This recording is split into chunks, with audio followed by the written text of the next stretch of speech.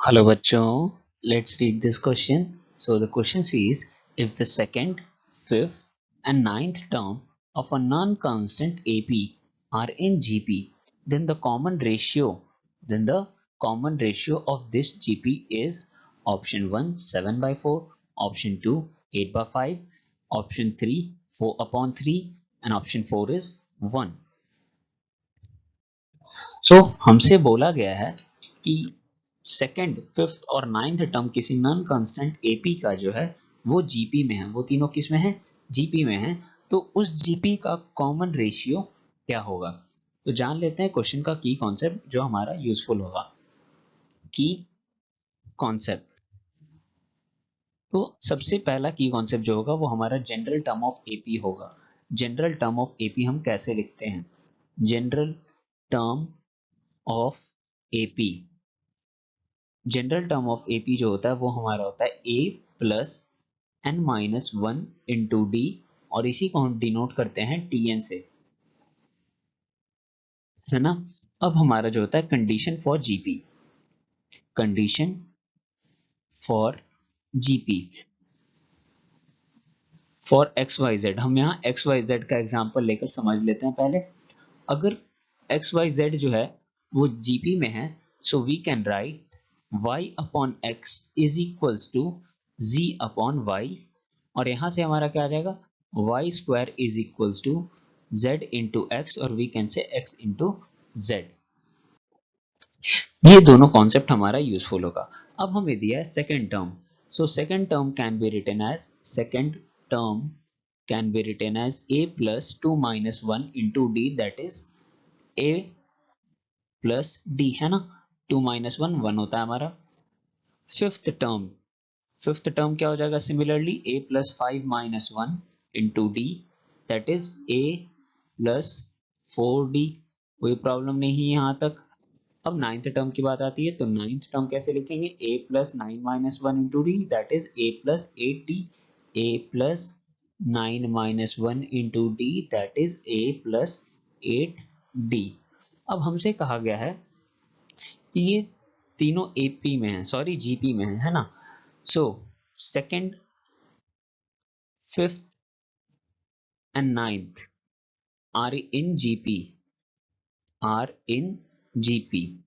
तो इसे हम किस तरीके से लिख सकते हैं, इसे हम ऐसे लिख सकते हैं, fifth upon second is equals to ninth upon fifth. अभी हमने देखा जो मिडिल टर्म होता है उसका स्क्वायर करते हैं, बाकी दोनों का प्रोडक्ट होता है।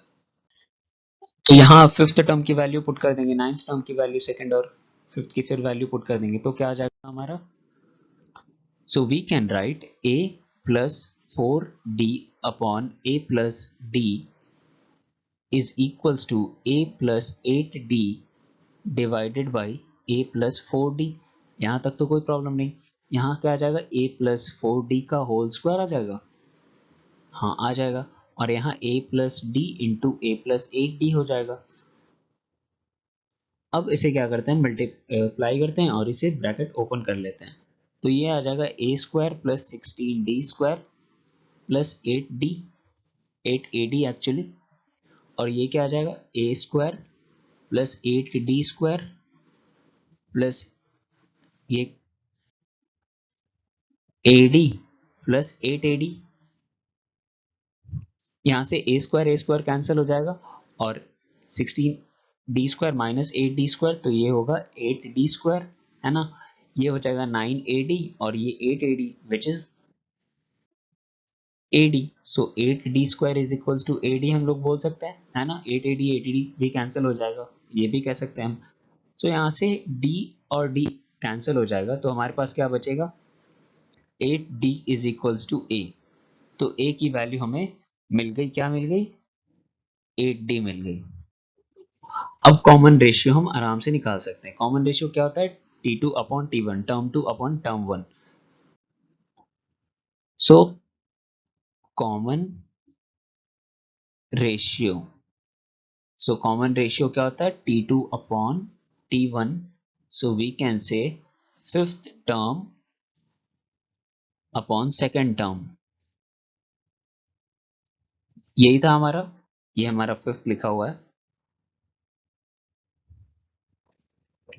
तो ये आया था हमारा a+4d और ये आया था a+d। यहाँ हम वैल्यू पुट कर देंगे, a का 8d वैल्यू आया था ना, तो उसे पुट कर देंगे। So it will be 8d plus 4d divided by 8d plus d, ये आ जाएगा 12d अपॉन 9d। यहाँ से D D cancel and 3 4 12 and 3 3 9, तो ये आ जाएगा 4/3 और ये हमारा क्या है, common ratio.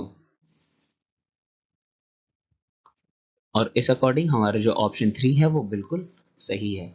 So the final answer of this question is common ratio is 4/3 and we have got this answer by using our key concept of in which general term is written as Tn is equals to a plus n minus 1 into d, and if some number x, y, z are in AP, we can write it as y square is equals to x, z. So I hope you understood it well. Thank you. Best of luck.